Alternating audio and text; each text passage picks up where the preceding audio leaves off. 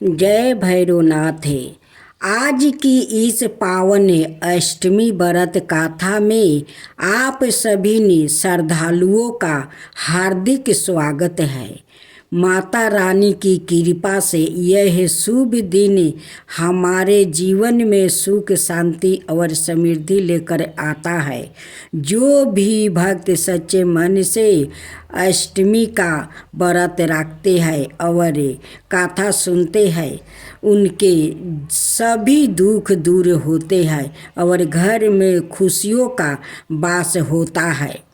भैरवनाथ अपने भक्तों की हर मनोकामना पूर्ण करते हैं और जीवन के सारे कष्ट हर लेते हैं। तो आइए पूरी श्रद्धा और भक्ति के साथ सुनते हैं भैरवनाथ जी की पावन शुभ गाथा और स्मरण करते हैं और अष्टमी व्रत गाथा का शुभ आरंभ करते हैं। सारे कृष्णा पक्ष की अष्टमी तिथि को काला भैरव का जन्म हुआ था। मनाता है कि काल भैरव का व्रत रखने से उपवासक की सभी मनोकामना पूरी हो जाती है और साथ ही जादू टोना और तंत्र मंत्र का भय भी खत्म हो जाता है। ज्योतिषी के अनुसार काल भैरव की पूजा करने से सभी नवग्रहों के दोष दूर हो जाते हैं और उनका अशुभ प्रभाव खत्म हो जाता है। अपने आप को श्रेष्ठ बताने के लिए अक्सर दूसरों को कमतर आंका जाने लगता है। अपनी श्रेष्ठता सिद्ध करने की यह लड़ाई आज से नहीं बल्कि योग योग से चली आ रही है। मनुष्य तो क्या देवता तक इससे ना बच सके। बहुत समय पहले की बात है। भगवान ब्रह्मा विष्णु और महेश यानी त्रिदेवों के बीच इस बात को लेकर विवाद हो गया है कि उनमें से कौन सर्वश्रेष्ठ है।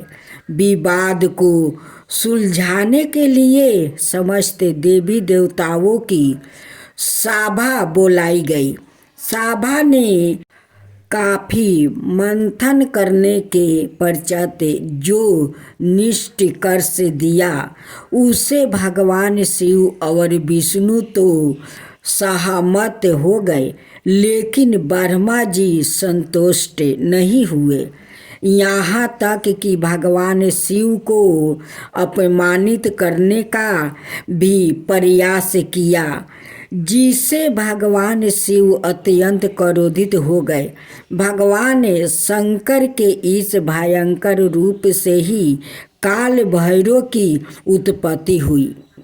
सभा में उपस्थित समस्त देवी देवता शिव के इस रूप को देखकर भयभीत होने लगे। काल भैरव जो कि काले कुत्ते पर सवार होकर हाथों में डंडा लिए अवतरित हुए थे, ब्रह्मा जी पर प्रहार कर उनके एक सिर को अलग कर दिया। ब्रह्मा जी के पास अब केवल 4 शीश ही बचे। उन्होंने क्षमा मांगकर काल भैरव के कोप से सवाय को बचाया। ब्रह्मा जी के माफी मांगने पर भगवान शिव पुनः अपने रूप में आ गए, लेकिन काल भैरव पर ब्रह्म हत्या का दोष चढ़ चुका था, जिससे मुक्ति के लिए वो कई वर्षों तक यात्रा भटकते हुए बनारसी में पहुंचा, जहां उन्हें इस पापों से मुक्ति मिली। कुछ कथाओं में श्रेष्ठता की लड़ाई केवल ब्रह्मा जी और भगवान विष्णु के बीच भी बताई जाती है। भगवान काल भैरव को महाकालेश्वर दंडाधिपति भी कहा जाता है। बनारसी में दंड से मुक्ति मिलने के कारण इन्हें दंड पानी भी कहा जाता है। ये पावन व्रत का था।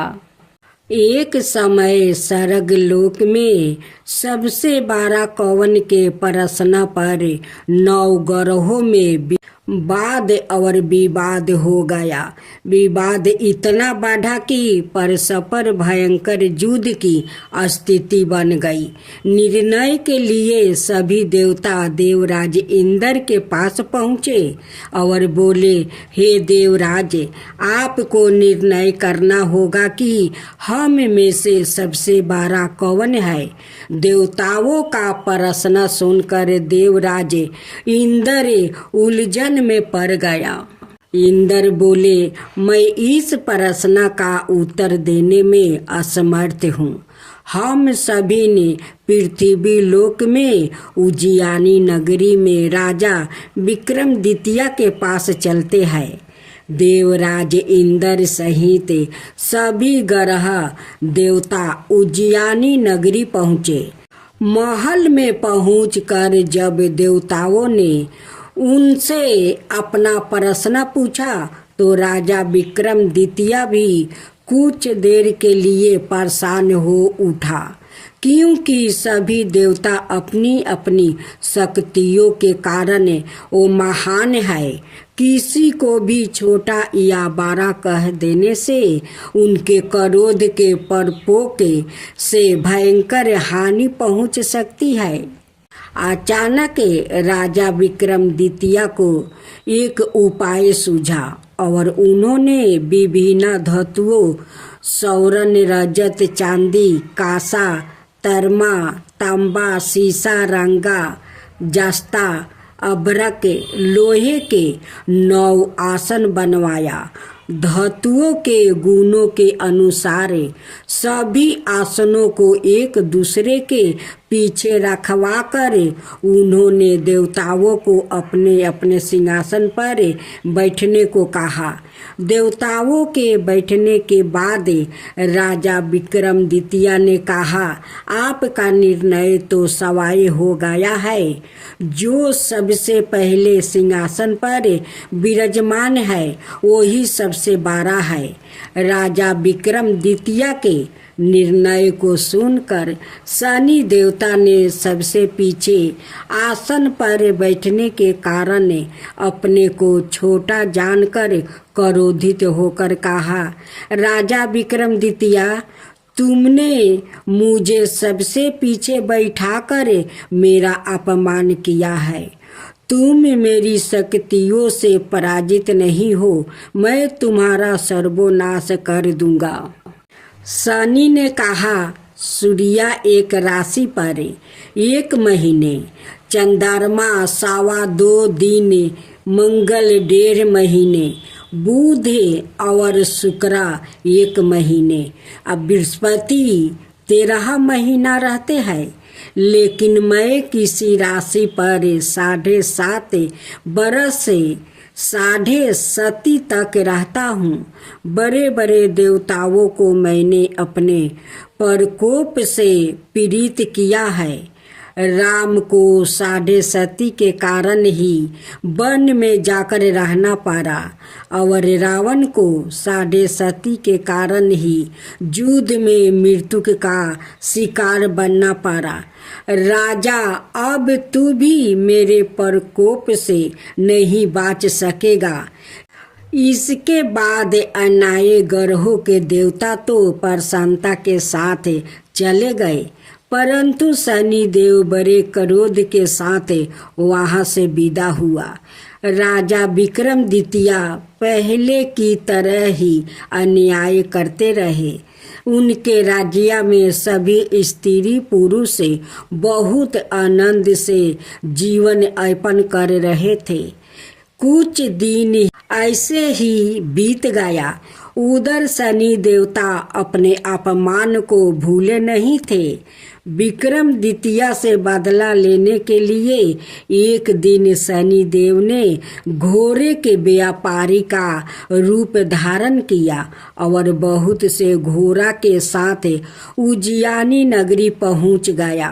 राजा विक्रमादित्य ने राज्य में किसी घोड़े के व्यापारी के आने का समाचार सुना तो अपने अश्वपाल को कुछ घोड़े खरीदने के लिए भेज दिया। घोड़े बहुत कीमती थे। अश्वपाल ने जब वापस लौटकर इस संबंध में बताया तो राजा विक्रमादित्य ने सवाए आकर एक सुंदर और शक्तिशाली घोड़ा को पसंद कर लिया। घोड़े की चाल देखने के लिए राजा उस घोड़े पर सवार हुआ तो वो घोड़ा बिजली की गति से दौड़ पड़ा। तेजी से दौड़ता घोड़ा राजा को दूर एक जंगल में ले गया और फिर राजा को वहां गिरा कर जंगल में कहीं गायब हो गया। राजा अपने नगर को लौटने के लिए जंगल में भटकने लगा, लेकिन उन्हें लौटने का कोई रास्ता नहीं मिला। राजा को भूख प्यास लग आई। बहुत घूमने पर उसे एक चरवाह मिला। राजा ने उसे पानी मांगा।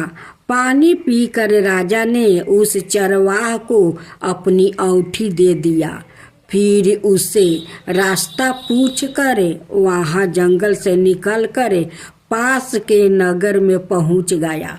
राजा ने एक सेठ की दुकान पर बैठकर कुछ देर आराम किया।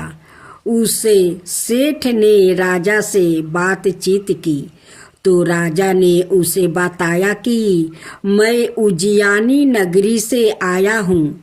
राजा के कुछ देर दुकान पर बैठने से सेठ जी की बहुत बिक्री हुई। सेठ ने राजा को भगवान समझा और खुश होकर उसे अपने घर भोजन के लिए ले गया। सेठ के घर में सोने का एक हार खूंटी पर लटका हुआ था। राजा को उस कमरे में छोड़कर सेठ कुछ देर के लिए वो बाहर गया। तभी एक आश्चर्यजनक घटना घटी। राजा के देखते देखते सोने के हार खूंटी निगल गई। सेठ ने कमरे में लौट कर हार को गायब देखा तो चोरी का संदेह राजा पर ही किया, क्योंकि उस कमरे में राजा ही अकेला बैठा था। सेठ ने अपने नौकरों से कहा कि इस परदेसी को रस्सियों से बांधकर नगर के राजा के पास ले चलो। राजा ने विक्रमादित्य से हार के बारे में पूछा तो उसने बताया कि उसके देखते ही देखते खूंटी ने हार को निगल लिया था। इस पर राजा ने क्रोधित होकर चोरी करने के अपराध में विक्रमादित्य के हाथ पांव कटवाने का आदेश दे दिया। राजा विक्रमादित्य के हाथ पांव कटवा कर उसे नगर की सड़क पर छोड़वा दिया गया। कुछ दिन बाद एक तेली उसे उठाकर अपने घर ले गया और उसे अपने केलू पर बैठा दिया। राजा आवाज देकर बैलों को हाँकता रहा और इस तरह तेली का बैल चलता रहा और राजा को भोजन मिलता रहा। शनि के प्रकोप की 7.5 पूरी होने पर बरस ऋतु आरंभ हुआ। राजा विक्रमादित्य एक रात मेघ मल्हार गा रहा था कि तभी नगर के राजा की लड़की राजकुमारी मोहिनी रथ पर सवार होकर उस तेली के घर के पास से गुजर रही थी। उसने मेघ मल्हार सुना तो उसे बहुत अच्छा लगा और दासी को भेजकर गाने वाले को बुला लाने को कहा। दासी ने लौट कर राजकुमारी को अपंग राजा के बारे में सब कुछ बता दिया। राजकुमारी उसके मेघ मल्हार से बहुत मोहित हुई।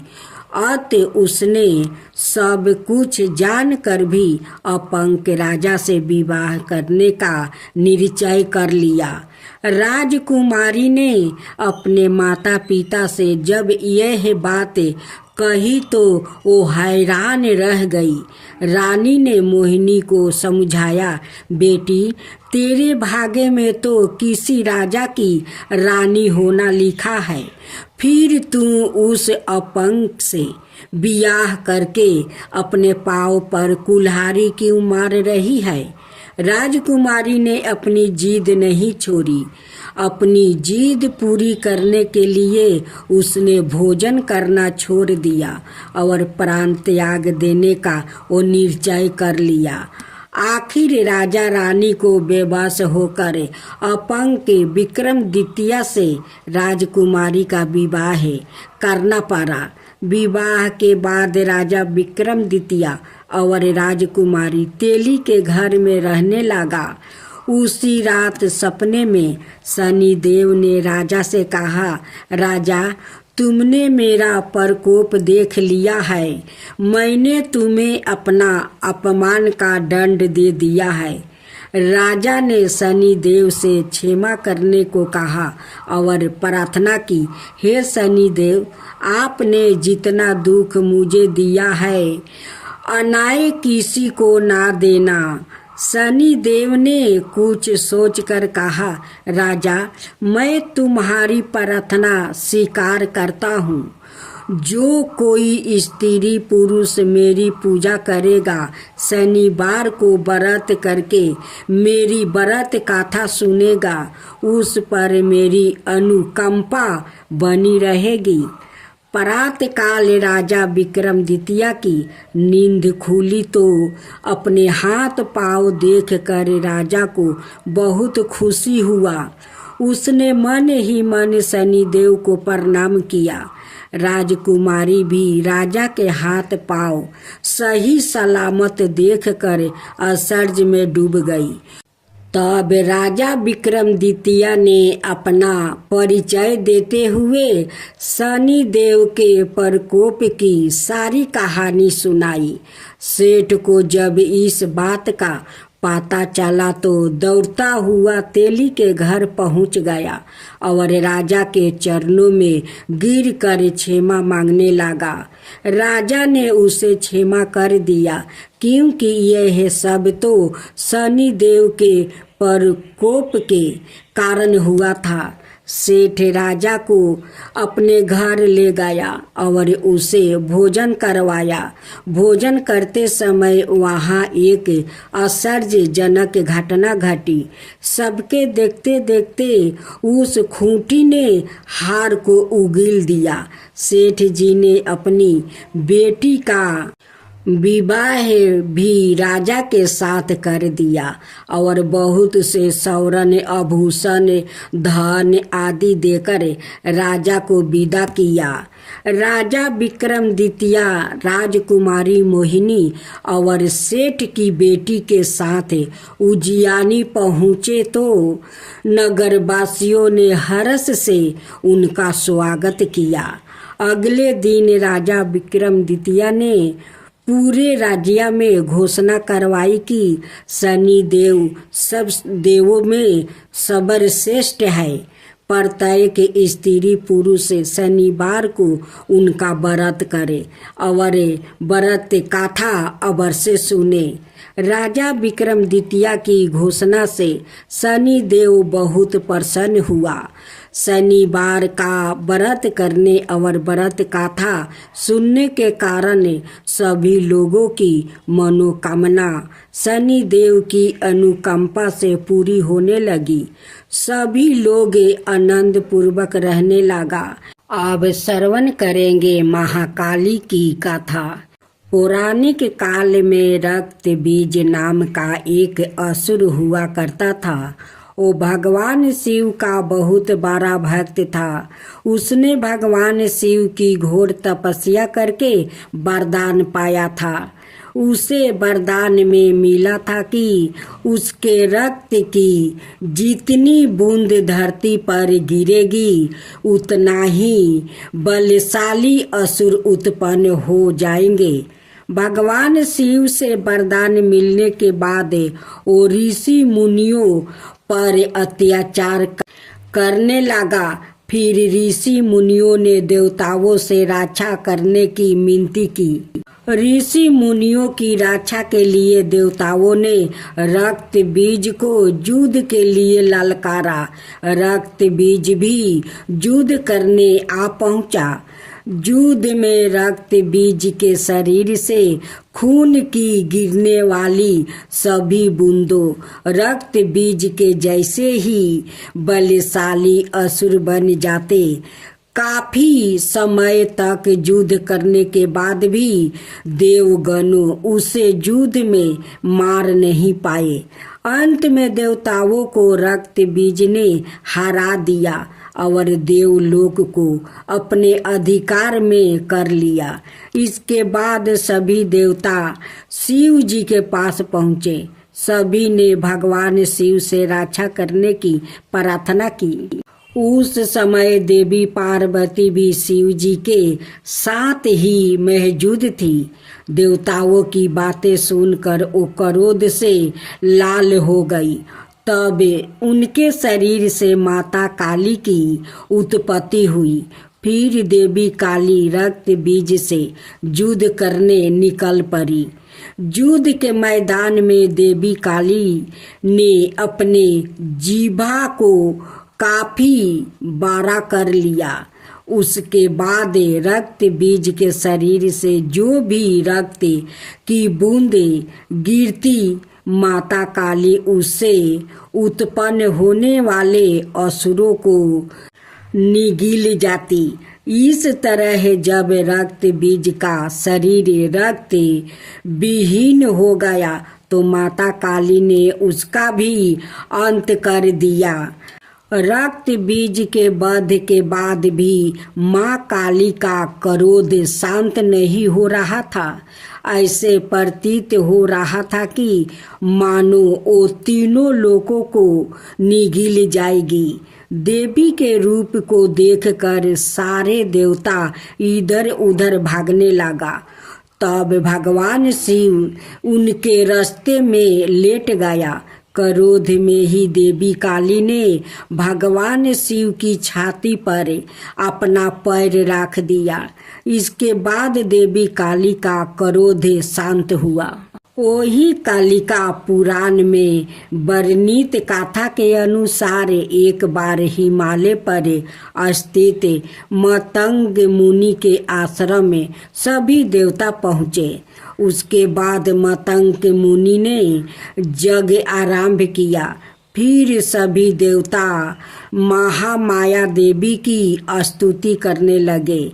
काफी समय तक स्तुति करने के बाद माता महामाया देवताओं के सामने प्रकट हुई। माता ने देवताओं से पूछा कि तुम सभी किसकी स्तुति कर रहे हो। उसी समय देवी महामाया के शरीर से एक काली रंग की दिव्या स्त्री प्रकट हुई। उस दिव्या स्त्री ने देवी महामाया से कहा, यह सभी मेरी ही स्तुति कर रहे हैं। वही देवी महाकाली के नाम से जानी जाती है। अब आप सुनेंगे देवी काली की कथा।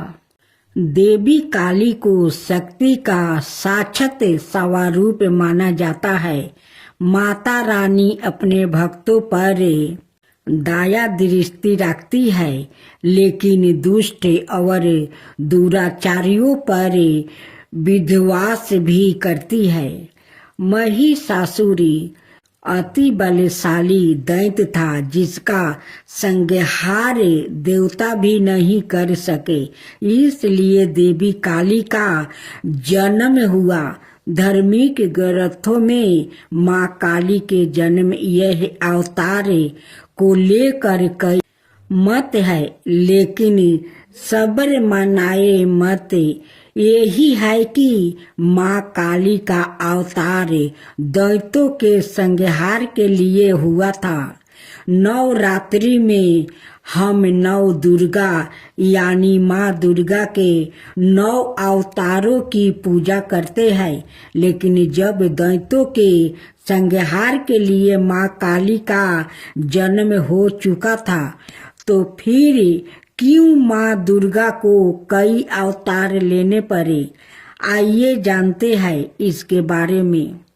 काली माँ की कहानी छठी सातवीं के देवी महात्म्य के प्रथम अध्याय में काली को महाकाली के रूप में दर्शाया गया है। ओ भगवान विष्णु के सोते हुए शरीर से देवी योग निद्रा के रूप में पैदा हुई, ताकि ब्रह्मा और दुनिया को 2 राक्षसों मुद और कदब से बचने के लिए उन्हें जगाया जा सके। एक बार जब विष्णु जागे तो उन्होंने उन राक्षसों के खिलाफ एक लंबा युद्ध शुरू किया, लेकिन वो अभी भी पराजित थे और अपनी सफलता पर गर्व कर रहे थे। यह देखकर महाकाली ने महामाया का रूप धारण किया और दोनों राक्षसों को मंत्रमुग्ध करने के लिए चली गई। जब वो महामाया से विचलित हुए तो विष्णु ने उन्हें तुरंत मार डाला।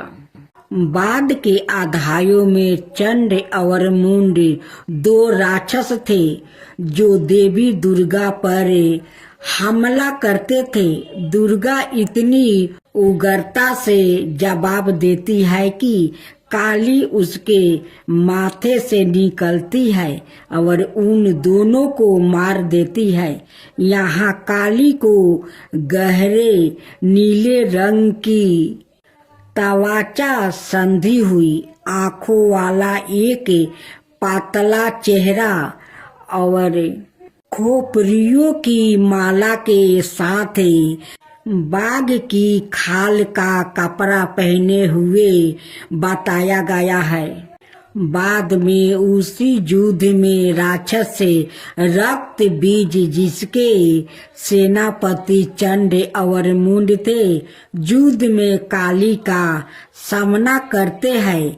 रक्त बीज को वरदान है कि उसके खून की हर बूंद जो जमीन को छूती है, उससे उसका एक और कैलोन पैदा हो जाएगा।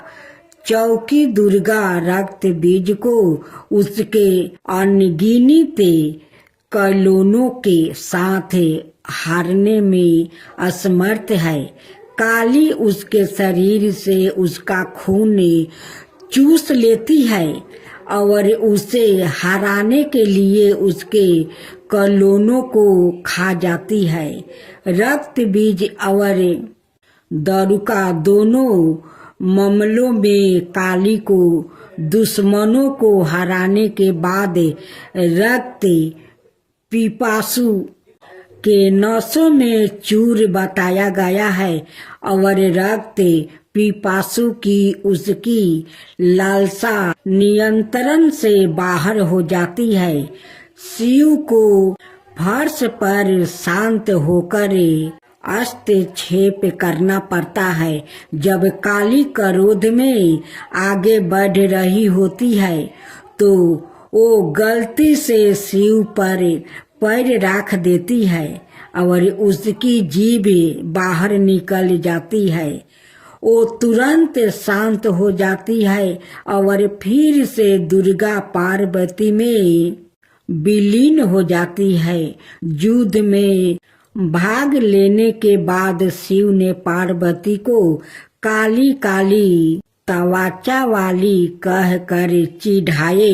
पार्वती बहुत आहत हुई और योग योग तक तपस्या करना शुरू कर दिया, जब तक कि उन्होंने अपना काला रंग नहीं खो देती है, इसे त्याग नहीं दिया और गौरी सुनहरी तवाचा वाली देवी नहीं बन गई। उसका छिपा हुआ अंधकारमय अवतारण कोशिकी बन जाता है, जो क्रोधित होने पर काली बन जाता है। काली पूजा उस्ताव देवी काली को समर्पित है और विशेष रूप से पश्चिम बंगाल, ओडिया और असम के भारतीयों क्षेत्र में मनाया जाता है। यह हिंदू कैलेंडर के हर महीने में अमावस्या के दिन मनाया जाता है। यह दीपावली के बाद शुरुआत होता है और दिनों तक चलता है। चौकी देवी काली महाविद्याओं में प्रमुख है। उनमें से प्रत्येक का काली पूजा से पहले अवतार का एक दिन होता है। काली माँ को फलों का प्रसाद बंगाल में खिचड़ी भोग के साथ निरामिष अर्थात बिना प्याज या लहसुन का मटन, मछली, करी, पायस, मिठाई और भाजा गहरे तेले हुए पकौड़े चढ़ाया जाता है। कुछ स्थानों पर प्रसाद के रूप में शराब भी चढ़ाई जाती है। अनुभवी पंडितों का कहना है कि लोग रात भर पंडालों में आते हैं और दिन की तुलना में रात में भीड़ बढ़ जाती है। पूजा आश्चर्यजनक रोशनी, प्रकाश और धावनी काली पूजा से पहले प्रत्येक दिन मनाए जाने वाले महाविद्याओं के अवतार और अंतिम महाविद्या कमलात्मिका के अवतार, जिसे कमलात्मिका जयंती के रूप में मनाया जाता है, दिवाली के दिन पड़ने के कारण उन्हें अक्सर तांत्रिक लक्ष्मी के रूप में माना जाता है। इसके कारण और इस के कारण कि लक्ष्मी को विष्णु की पत्नी के रूप में माना जाता है। उसके बाद इसे लाल गुलहल के फूलों और गुलहल की माला से सजाया जाता है, जो उनका पसंदीदा फूल माना जाता है। फिर काली पूजा पंडालों में काली मंत्रों और भजनों की मदद से की जाती है। उनकी प्रार्थना की जाती है और उनकी दिव्यता का आहन किया जाता है। यदि पूजा घर पर आयोजित की जा रही है तो मंदिर काली पूजा की पूजा सेवा प्रदान करता है, जहां भक्त की ओर से पूजा आयोजित की जाती है।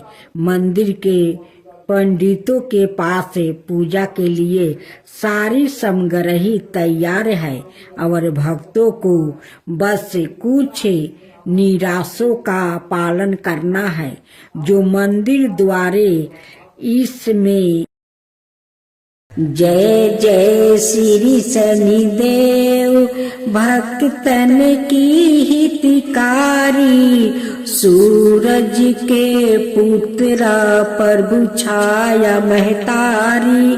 जय जय श्री शनिदेव। सामे अंक बक्र दृष्टि चतुर्भुजाधारी, नीलंबर धारण नाथ गजा किया सवारी। जय जय श्री शनिदेव। किरीटी मुटुक शिशिराजित दीपक है लीलारी। मुक्तन की माला गले शोभिती बलिहारी। जय जय श्री शनिदेव। मोदक मिष्टन पान चढ़ते है सोपारी। लोहा तिल तेल उर्दी महिषी अति प्यारी। जय जय श्री शनिदेव। देव दनुज ऋषि मुनि सुमिरन नर नारी। विश्वानाथ धरत ध्यान शरण है तुम्हारी। जय जय श्री शनिदेव। जा पर कृपित हो तुम स्वामी घोर कष्ट ओ पावे। धन बेभाव और माने कीर्ति सब पल भर में मिट जावे। राजा नल को लगी शनि दासा राजपाट हर लेबे। जय शनिदेव जय शनिदेव जय जय जय शनिदेव। जा पर प्रभु होवे तुम स्वामी सकल सिद्ध ओ पावे तुम्हारी।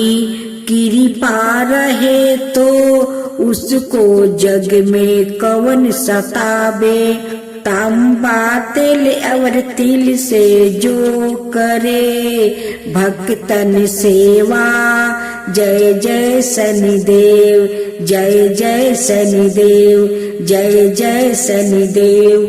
हर शनिवार तुम्हारी जय जयकार जगत में होबे। कलियुग में शनिदेव महाचट में दुख दलिदरता धोबे। करूं आरती भक्ति भाव से भेंट चढ़ावे मेवा। जय शनिदेव जय शनिदेव जय जय जय शनिदेव। चार भुजा ताही साजे गादा हस्त प्यारी। जय शनिदेव जी रवि नंदन गजे बंदन यम अंग्रेज देवा। कष्ट नासो नर पाते करते तब सेवा। जय शनिदेव जी जय शनिदेव जी। तेज अपार तुम्हारा स्वामी सहा नहीं जावे। तुमसे बेमुख जगत में सुखी नहीं पावे। जय शनिदेव जी नमो नमो रवि नंदन। सब गरहो सिर ताजा बंसीधर यश गावे। रखियो प्रभु लाज हमारा। जय जय शनिदेव जी जय जय शनिदेव।